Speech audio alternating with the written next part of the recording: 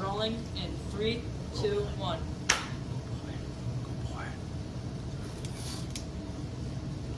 Are we ready? Yeah, start now. Ready? You see it? Yeah. Welcome to Death Metal Pug. I'm Calvin. I want to be a rock star when I grow up. The purpose of this is to have fun and talk about music. I'd like to thank Bruce Dickinson for being on last week's episode. That was a lot of fun. This week we are discussing my most played and most liked albums of 2024. We will be discussing my 2 most listened to albums of 2024 today. My second most listened to album of 2024 was Funeral Sanctum by Witch Vomit. Of all the bands with the name either Witch or Vomit in them, this one is my favorite. Released in April 2024. Yeah, I'm in the year just in case this channel crosses into 2026. Does that make sense? The band name sounds like a compromise to me. You think they were like, hey, we should call ourselves Witch. Oh, Witch is taken. We should call ourselves Vomit. Vomit's taken. So maybe they were like, let's just call it Witch Vomit. There's not a lot of information out there about the band. I'm not sure that I found one credible website. Their Bandcamp stopped at like before Buried Deep in a Bottomless Grave. Before that album, it looks like. I didn't really find a credible Facebook page either. I guess a lot of moms don't like them. I didn't really look that long because I have a job and stuff, but I think they're kind of from Oregon.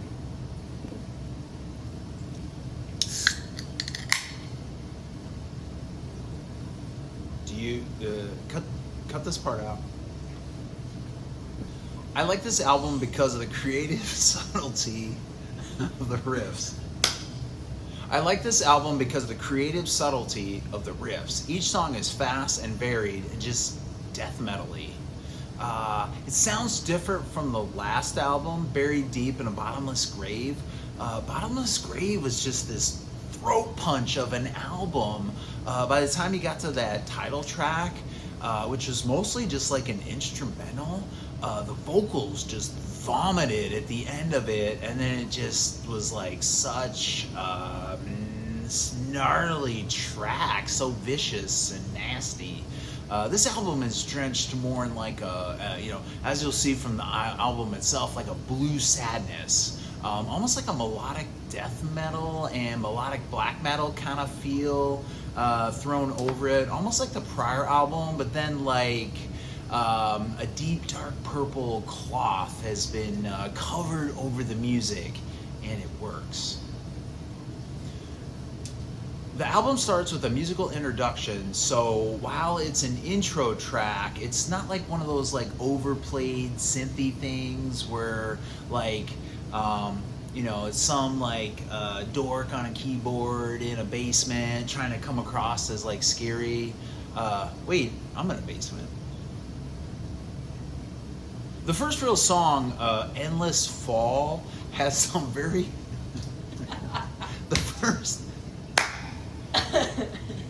The first real song, titled Endless Fall, has some very cool riffs.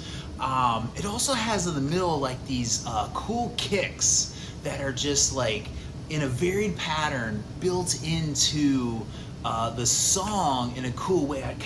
It's like shredding along. It's like brr, under the song, and it adds this like cool dynamic to it. This comes up again on at least one more song on the album, and I absolutely love it. The middle of the album is the best.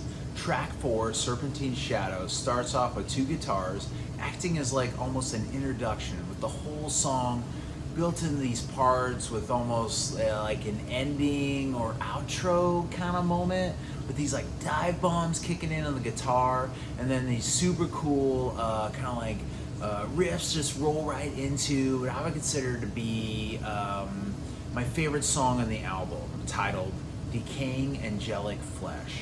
The best part about the song, and the reason it was one of my most listened to songs in 2024 for me, is simply the guitar riff, where it's moving along and then it has this like chug moment, and it goes into these like scribbles on the guitar after, so it's like moving along and then it's like, and it kind of hangs on that note for an extra second, and then goes "Wah!" like has these like scribble things. So Decaying Angelic Flesh, look that up because I probably described that really poorly.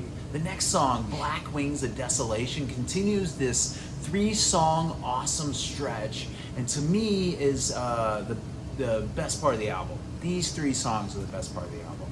Another highlight is the closer, Funeral Sanctum, which is also the name of the video. I mean, the name of the album. Part of the reason I listen to this album so much and Witch Vomit in general this year is because they were on tour.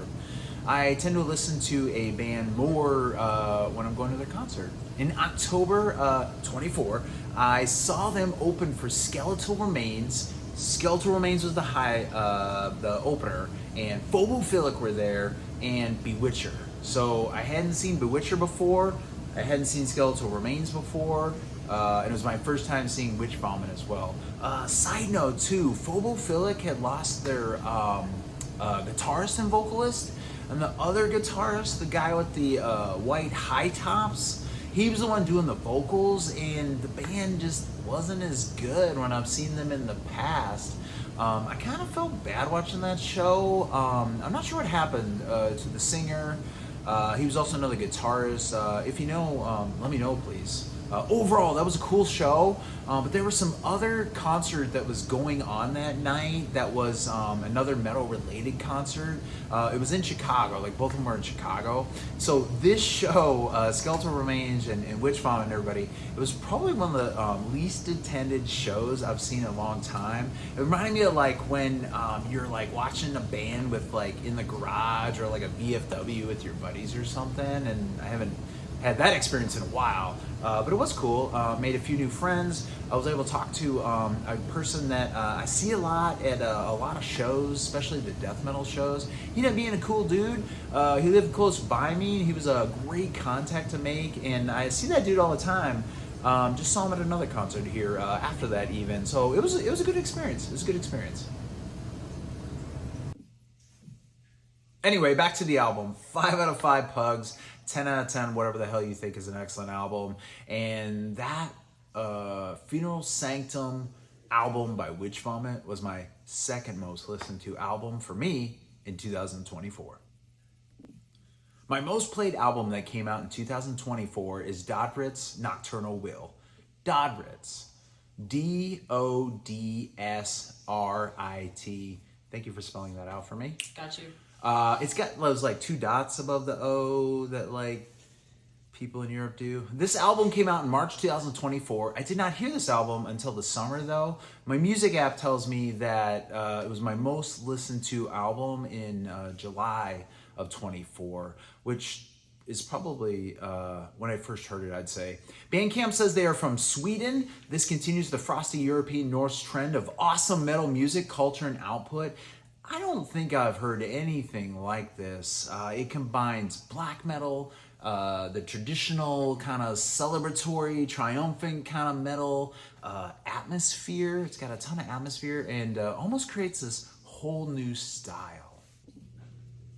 Most of the parts, especially the vocals, are pretty vicious, but it has like this melodicism to it that just makes the whole album so smooth and flows so well. The guitars, especially at times, just roll into these wonderful, triumphant, melodic melodies that lay on top of the rest of the band. There's almost a sadness to this thing that's hard to explain in a way. Also, the way the album looks and the way the songs are titled, it almost has like a medieval vibe to it that's hard to explain, as you can tell, but when you hear it, it makes perfect sense. I connected to this album the first time I heard it immediately. For me, that's not always the case, especially with like complex music. A lot of times I find like with complex heavy music, death metal, black metal, it can take a while. It can take a few listens to like get the melody, to have certain parts stand out from one another, right? And especially after a few listens and kind of uncover things. But this album, for whatever reason, this thing clicked with me like right out of the gate, and it is layered, and it does have additional interests and moments and atmosphere and things, but it also felt very good and was a great listen. The very first time I heard it.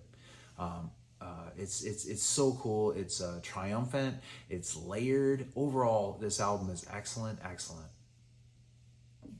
The first two tracks combine for over 18 minutes of music, so the next one is smartly placed, like this interlude, intermission, whatever you want to call it.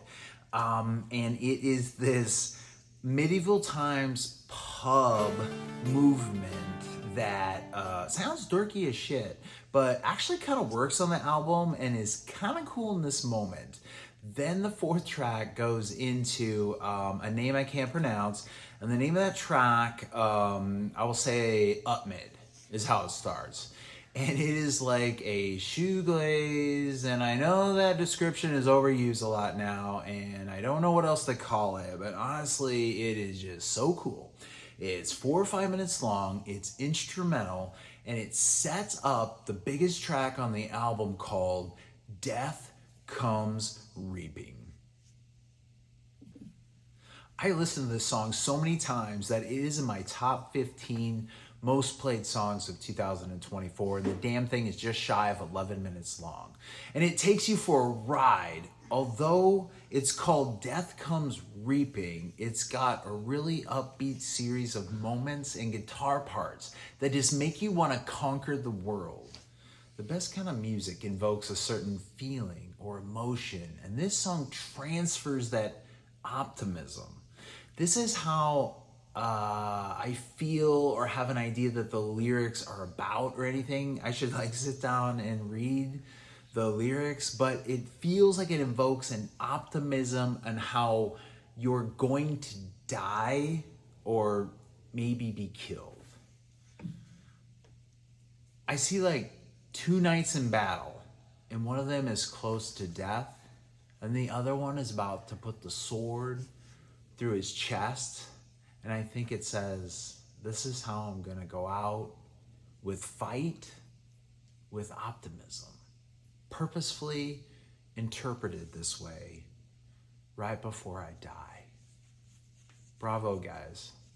This thing is so cool. The last song is amazing as well. The last song, how can I say that? The last song is amazing as well. You're almost a little spent by this point, but if you start the album at track 4, Upmid, and play those 3 tracks in a row, the whole thing has an amazing, nice feel to it. That section was just built for it, right? Almost feel like this is a new type of music. It was made here. I almost feel like a new type of music was made here, or more specifically, okay. I almost feel like a new type of music was made here, or more specifically, a new subgenre. I can listen to this pretty much anytime, morning, noon, or night. To close out this video, I would just like to add the additional rest of the albums that were most listened to. They came out in 2024 that I listened to the year. So we heard the first 2. Here's the next set, pretty much in order. So I'm just going to go through them. Blood Incantations, Absolute Elsewhere. Every single person has had this on their list. This is an amazing album, as everybody knows. Is it the greatest thing ever? No. I did go see them on tour this year. It was the Absolute Elsewhere tour, and they played the entire album in full order and tacked on a few things as well. Inner Path to Outer Space, and then one of the tracks off that EP. And it was awesome. I'm glad I did it. I listened to it a ton during that time. I've listened to it a couple times since. And it's a great album. I saw them on tour, and I really absorbed the album and just kind of memorized it ahead of that. The next one that I listened to the most was Spectral Wounds, Songs of Blood and Fire. Oh my gosh. My second favorite song of the year is the first song off this album.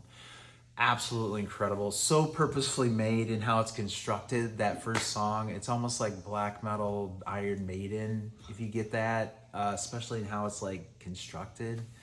The vocals are crazy.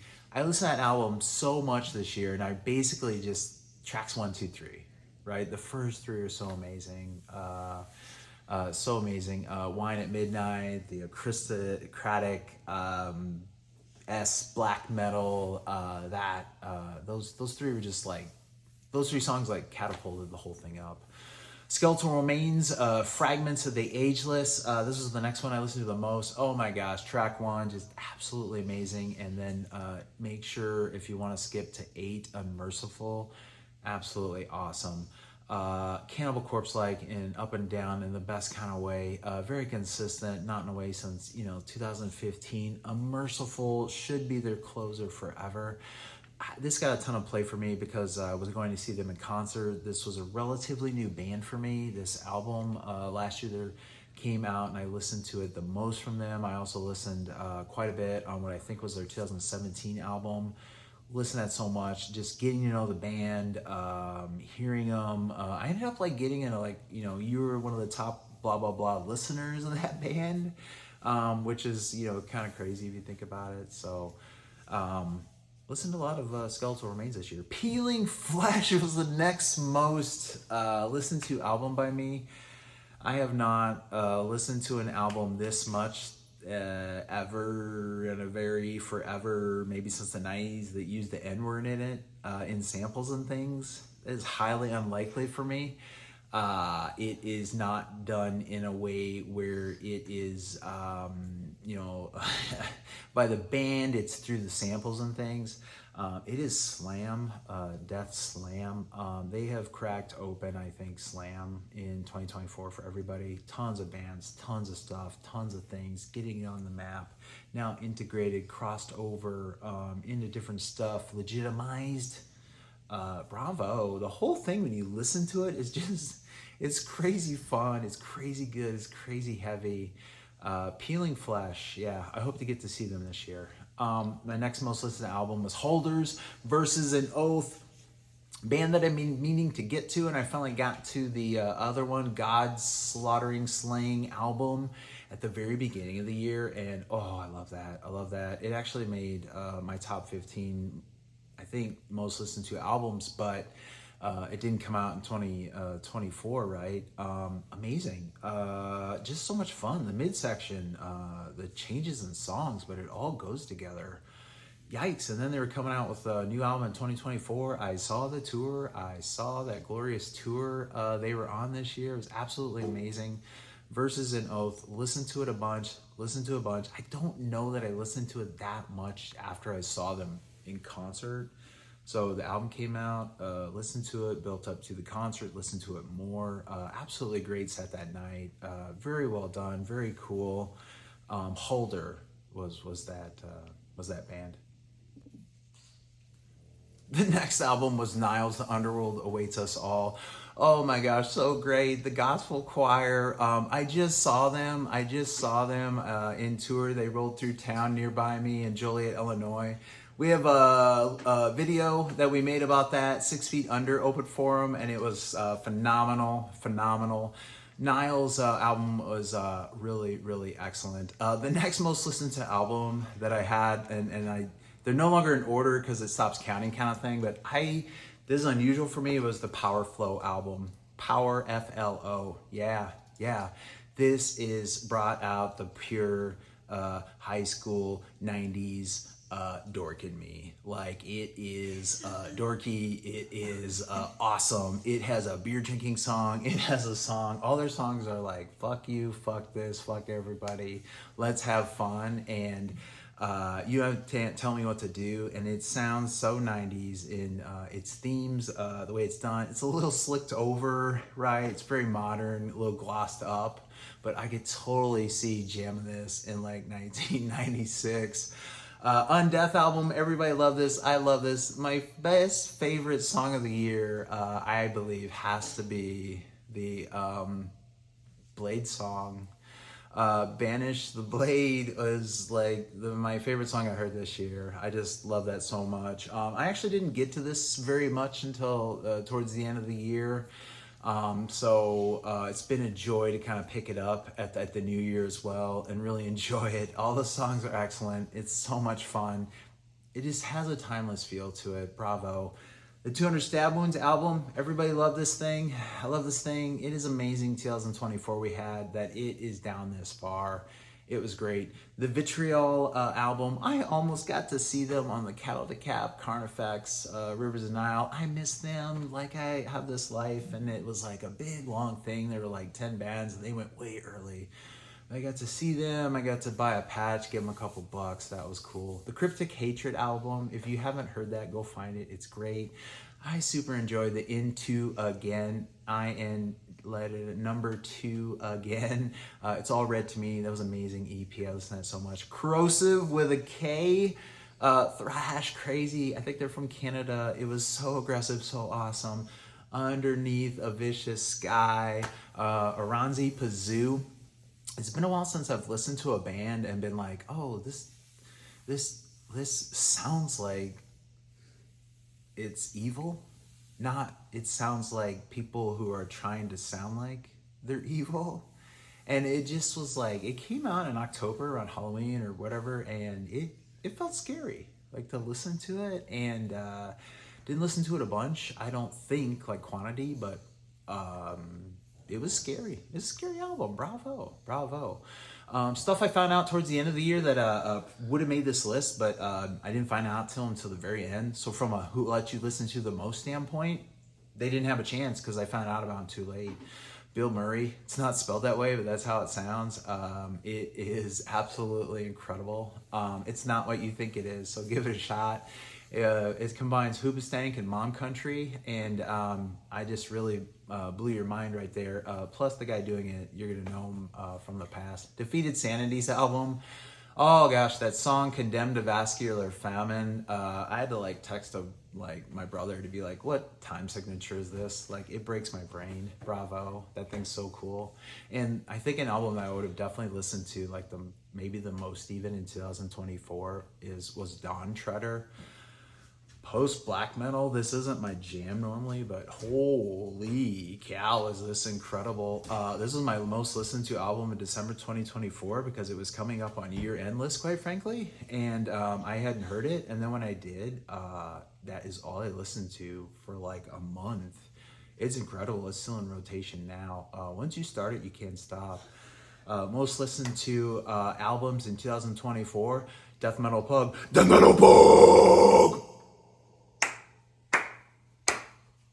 Oh God, you got a lot of work ahead of you.